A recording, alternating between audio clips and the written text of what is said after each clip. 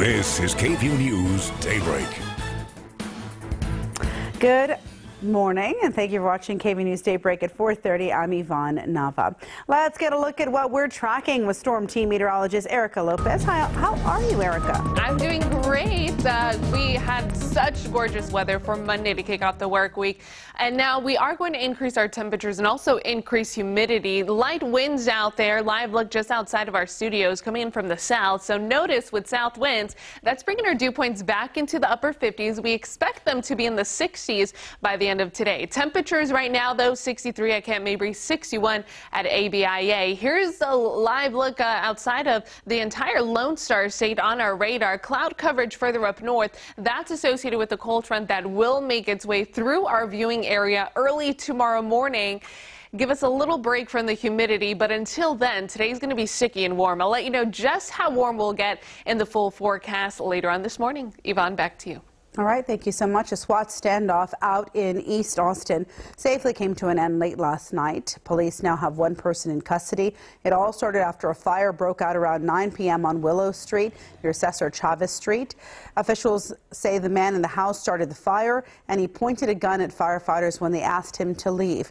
The man barricaded himself in a room while SWAT team arrived. He surrendered right before midnight. Police say he will likely face charges for the incident. The two other people who were inside the house were removed before the man surrendered. EMS is treating one of them for an unrelated medical condition. Well, today, top Trump administration officials will meet at the White House to discuss the ongoing crisis in North Korea. President Donald Trump saying the United Nations Security Council needs to have stronger sanctions on North Korea and that it's time to solve the problem posed by the country's nuclear weapons program. ABC's Stephanie Ramos has more from Washington.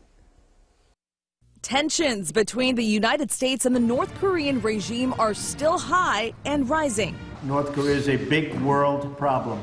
The situation in North Korea is set to be the big topic at the White House Wednesday, when all 100 U.S. senators take a trip to 1600 Pennsylvania Avenue.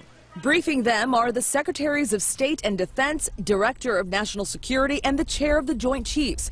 Usually, it's the other way around. Administration officials travel to Capitol Hill to address Congress on foreign policy matters. The Council must be prepared to impose additional and stronger sanctions on North Korean nuclear and ballistic missile programs. On Monday, President Trump called on the United Nations Security Council to do more. Overnight, leaders from Japan, South Korea, and the U.S. met in Tokyo to discuss the same, as North Korea continues to threaten the United States with war, recently saying it could sink an American aircraft carrier in just one strike. They have threatened South Korea and American forces in South Korea. They've threatened Japan. They've now threatened the west coast of the United States. This is a very serious issue for the United States, and I think is one of the great priorities of our foreign policy to contain North Korea's nuclear power. Overnight, a U.S. nuclear-powered submarine docked in South Korea, but it's not expected to take part in any type of naval exercise. Stephanie Ramos, ABC News, Washington. 4:33 is your time, and Travis County prosecutors are still investigating an alleged assault case against a 4-year-old girl. The child's family says the incident happened back in February at a South Austin elementary school. The young girl's mother now opening up about her daughter's recovery. The attack happened back on February 7th, as we mentioned, at Boone Elementary School. The parents say it happened after they dropped their daughter off. The young girl taken to Dell Children's Medical Center that same day. Medical records show there was trauma and the child suffered injuries resulted to sexual assault. The mother says she requested meetings with her daughter's teacher to explain the situation. So far, that has not happened. Somebody knows something, and nobody is saying anything. So beyond frustrated and heartbroken, just my hands are tied, and my daughter is only 4, and I feel like I am her voice. She and I need closure. AISD did initially investigate, but the district's police chief admitted investigators made a mistake during the investigation, and the case was closed before officials got to see the girl's medical records. The mother of the young girl says she's doing okay this morning, and despite what has happened, she's in good spirits. Happening today, college students across the nation, including here in Austin, are coming together to protest bills aiming to take away rights from the LGBTQ community. As today's Students Against Hate rallies take place, students will take a stance against bills that would allow county clerks to not issue marriage licenses based on religious beliefs, allow child welfare services providers to deny assistance to LGBTQ Texans, and they're protesting the controversial bathroom bill as well, which would require transgender people to use public bathrooms that match the sex on their birth certificates rather than the gender that they identify with. Students at the University of Texas will meet at the West Mall at noon to begin their protest. Here in Texas, some of the most prominent figures of the Confederacy are on UT's campus. The statues of Generals Robert E. Lee and Albert Sidney Johnston line the main mall. In 2015, Confederate President Jefferson Davis's statue was relocated to the Briscoe Center for American History. Some students say they should be taken down, yet others say they are a part of history and should be relocated to museums. Yeah, I definitely would want them to take it down and hope that they would take it down. If they're interested in diversity and getting more minority students, they should take it down. Just taking away those statues and what happened completely isn't really beneficial, because we need to educate ourselves on the past, because if we don't, we're bound to repeat it. The university says there are no plans to remove the statues of the 3 other Confederate leaders. And all new this morning, Austin School Board members say they're looking to fill the vacant seat on the board sooner than later. This decision came during a meeting last night following trustee Paul Saldana's resignation earlier this month. According to our partners at the Statesman, the district could post candidate applications as early as this week, and the public will be able to hear from selected candidates during public interviews by trustees. The board would vote in June to appoint the preferred candidate. A major change for Austin police after years of dealing with an officer shortage. The department is, of course, on course, I should say, to be fully staffed by next year. As KVUE's Jenny Lee tells us, it's thanks in part to a big surge of interest from millennials. Don't move! Bang, bang, bang, bang, bang! We're seeing the kind of interest in law enforcement, and particularly with Austin PD, that we hadn't seen in a really long time. That interest coming from a younger crowd. Honestly, these are millennials. After Austin police started taking applications online. And when we did that, our applications just went through the roof. It's such an impressive response that Assistant Chief Joseph Chacon says the vacancies the department has been holding for years should be wiped out by early 2018. And we're happy with that. But Austin Police Association President Ken Cassidy says not so fast. The numbers that you start out with are not what you're going to end up with. For instance, the current academy class started with around 100 cadets. It's now around 70. With graduation just weeks away.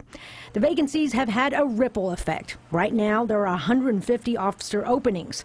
For years, the department's answer to that is having detectives work patrol. But that means detectives have less time to work their caseloads, which leads to their caseloads increasing.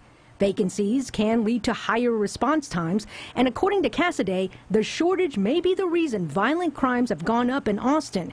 We've had the same amount of detectives that we had 5 years ago. We've tripled their workload. We have detectives in robbery right now with 40, 45 robbery cases sitting in their queue. Especially since APD is not keeping up with Austin's skyrocketing growth. But starting June 1st, the department plans to no longer use detectives to work patrol, hoping to get investigators back to their cases and solving crimes for the community. Jenny Lee, KVUE News. Well, we wanted to know just how much of an increase Austin Police has seen. According to APD, its recruiting department received 767 applications in 2014. That number nearly doubled to 1,488 from December until last month. In fact, the department had to stop taking applications early for this latest cadet class. Former President George H.W. Bush will stay in the hospital for at least a few more days. Mr. Bush has been at Houston Methodist Hospital since April 14th. That's when he was admitted for a cough that later turned out to be a mild case of pneumonia. Last Friday, the hospital said he would be staying through the weekend to make sure he has a clean bill of health to travel to his family's home in Maine. But it appears to be taking longer than expected. We're going to keep you updated as soon as we learn more. Let's get another look at your weather with Erica Lopez. Hi there. Hey there, Yvonne. Well, temperatures much warmer this morning than where we were yesterday. We're seeing an increase in temperatures. Not only that, also the humidity. We're tracking a cold front. It's a rather dry cold front. We won't see much in terms of rain associated with it in the Austin metro area. It's not going to get to us until tomorrow, but we do have slightly cooler temperatures and less humidity behind it. Right now, the ridge of high pressure is what's influencing our warmer temperatures this morning. So mostly cloudy start to our day. The good news, we're going to decrease clouds. It's going to be a very sunny and warm day this afternoon. And as far as just how warm we're talking about this morning, well, we've seen an increase of about 20 degrees for the hill country this morning. Llano, 20 degrees warmer than where we were yesterday morning. Here's your temperatures across the region: 63 in Austin, 63 in Bastrop, a degree warmer than that for Georgetown, some 50s for the southern portions of our region, and also dew points are on the rise. I'm tracking dew points this afternoon in the mid to upper 60s. So not only are we going to get muggy this afternoon, but also temperatures well above average. I'll let you know just how hot it's going to get and when we'll get a break from the humidity and the heat.